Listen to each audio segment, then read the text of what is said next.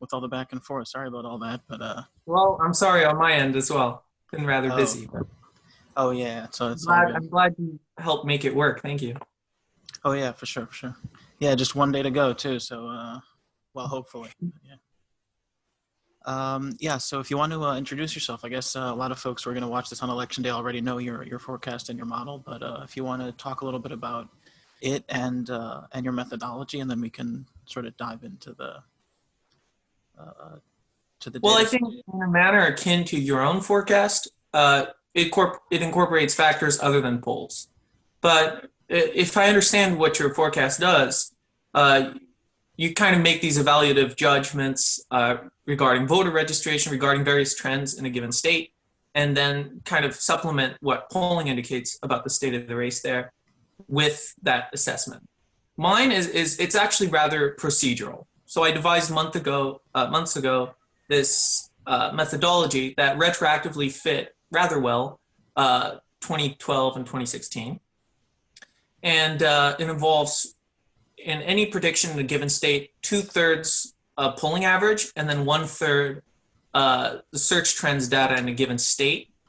So I devised a search trends model, which looks at Fox News, MSNBC, Huffington Post, various outlets, and then kind of feed them into a regression and kind of predict the election results with that. And it worked well, as I said, in 2012 and 2016.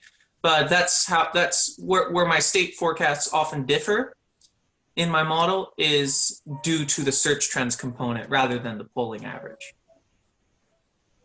Oh yeah, that's definitely interesting. I think a lot of we saw that during the primary as well. That you saw these spikes in search trends for certain candidates, and it got them into give them some of an advantage. That's an interesting perspective on the race.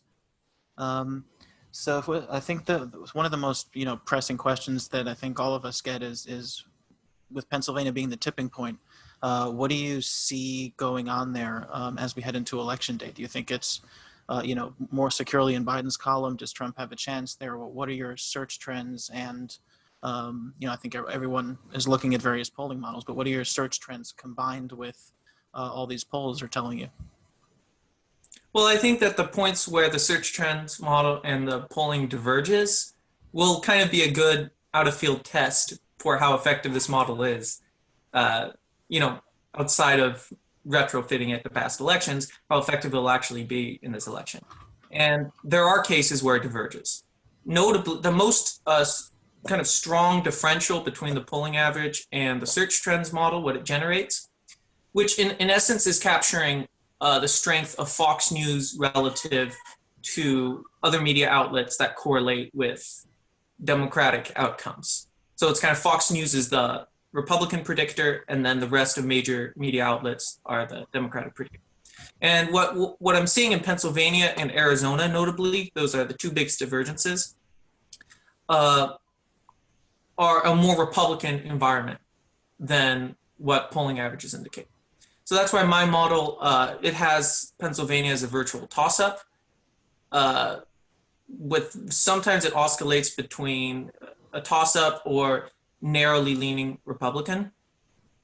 And obviously, if it does become the tipping point come election day, and there are other potential tipping points in my view, such as Florida, obviously, North Carolina, Wisconsin, but it is the consensus is that it's the most likely tipping point. So what I see there is virtually a toss-up race. The search trends component is indicating that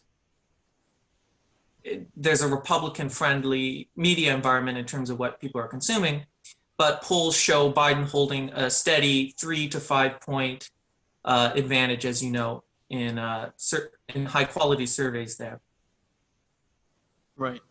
Yeah, that's interesting. I mean, from what we're seeing on the ground from an organizing perspective, in any case, when you look back in 2016, is that there's actually a big group of voters in Pennsylvania which are these anti-establishment, economy-only sort of, they only show up when it's a big change election. So they showed up in 2008, stayed home in 2012, then showed up for Trump. And I think that's really where a lot of these pollsters are sort of trying to find the sweet spot in between those. So I guess if search trends is another way of looking at it, of seeing if these folks are actually consuming news and consuming political content. And so I guess, which would indicate that these folks are showing up, which is how we get these which is how we match this sort of, over 3 million votes that we expect Joe Biden gets. It's a very interesting approach. But your model is definitely more in line with the polling average in terms of 5 points for Biden, that prediction. Right. But it's still, as Nate Silver oftentimes indicates, that's still potentially within a polling error. One that's a bit higher than in 2016, but one where Biden is a clear favorite, but it's not outside the realm of a polling error. Right. Yeah, definitely. Especially with a lot of different pollsters, tweaking a lot. There's a lot of herding towards the end. Obviously, we've seen that. But yeah, it is more in line with the polling average, and that's an interesting point there. So where do you think the state of the race is right now? I mean, you talked about several different tipping point states, talked about Pennsylvania being tied. I know that your forecast, I think, has relatively the most bullish on Trump's chances, I think, from the ones that, Election Dice and several other folks promote on social media. Where do you see the state of the race right now? Is it more Trump friendly than what we think? Is sort of what's your gauge on this? Well, applying my methodology does result in a more Trump-friendly race than solely polling averages alone. So if I reran my election simulations with solely polling averages, I would get anywhere between an 80 to like 90% percentage chance of a Biden win, whereas I have something closer to a 66% chance of Biden winning currently. And that's particularly because the search trends model drags down Biden's chances in some key states. And of course, tomorrow will be, and the subsequent days, of course, because an election is not finished until all the ballots are counted, which would normally be redundant, but that point has to be made. This year, yeah. But it will kind of be an out-of-field test of how well you can, gauge election outcomes using the composition of searches for major media outlets. But my model is the most bearish on Biden, but he is still a clear favorite. And I have this kind of violin chart of simulated outcomes on my website, and in about 2/3 of simulations, Biden does win. So,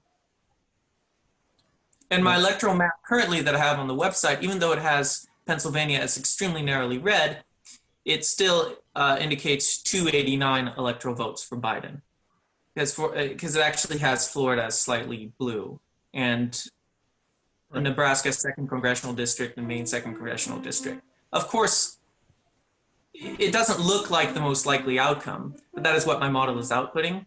But even looking at that map alone is not a Biden win, and the path is narrow for Trump nonetheless, which is why he loses in the majority of simulations. But yes, my model is the most bearish on Biden, I would say, among major models. I would say particularly lean toss-up stands right.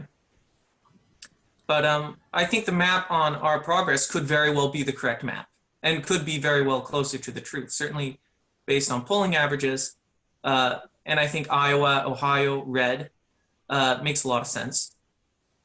And Biden has been polling strongly in the upper Midwest, right, the Great Lakes states, and could very well come to fruition, right?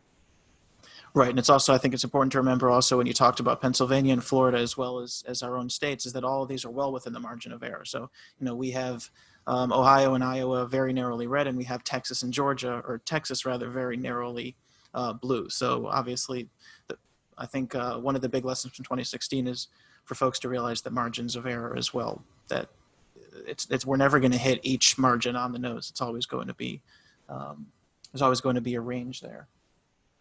So thinking about tomorrow, what would you expect to be the biggest shocker on each side, both for Biden and for Trump? Like, what would be the most shocking results, or say which state Biden would win or which state Trump would win?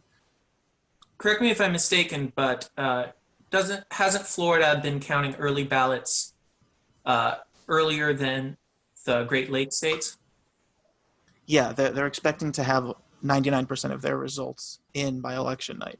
because they get to open and count absentee ballots, both, I believe some of them as they come in, but also they're able to count. I think they're already counting them, so they're going to have results early. If that's what Well, you I don't asked. think we'll be able to extrapolate much from the upper Midwest, considering there could be a red mirage, right, from the election day ballots that are being counted that are disproportionately Trump, as we've seen in surveys, and then prior to the early ballots being counted. But I think we could extrapolate a lot from Florida. If Biden wins Florida, that closes off vast majority of Trump's paths, and his win probability diminishes significantly. And whereas the converse leaves open the possibility of a Trump win, though obviously not certain, as we saw with Ron DeSantis and Andrew Gillum in 2018. So that will be something to look out for. I'd say particularly Florida. Right. Yeah, it's definitely, a lot of folks, some models have Biden winning by 4 or 5%. That's obviously not something that anyone who's been, I don't think at least, anyone who's been around in Florida politics for a while knows it's going to come true. It is going to be a very close race.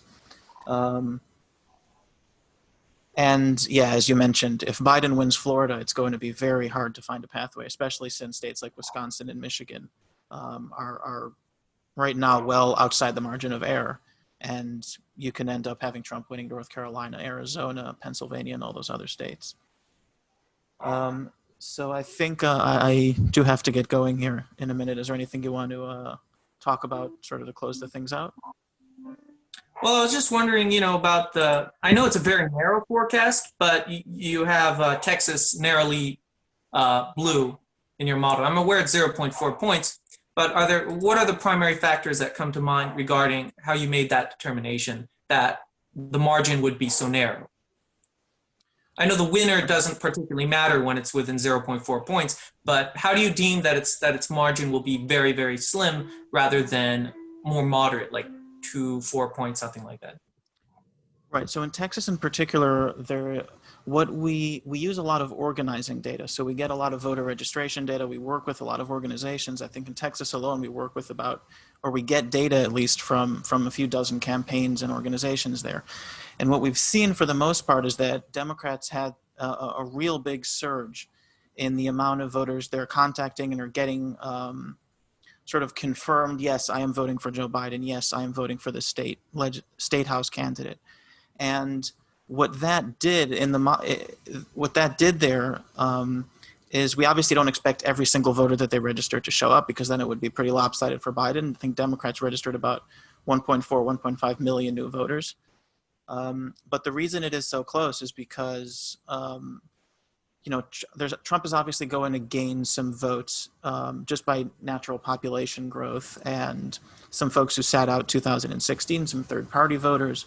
But there's been a real surge in young voters moving in from places like California, Illinois, New York, where living costs are higher, and they're moving out there. You've got a lot of younger voters who sat out elections. You have, Beto's campaign in 2018 had serious Hispanic outreach, and as he likes to say, Texas isn't a red state; it's a non-voting state. And I think right now, our what's going to go live at 8 p.m. in an hour or two is going to, I think it just surpassed Florida with the amount of votes we're expecting them to cast. So, right, the reason it's so close is high turnout you'd need for a potential Biden win scenario. Definitely, yeah. I mean, we have it at about 11.3 million votes cast, and there are some projections among certain organizations within Texas that think it'll be over 12 million.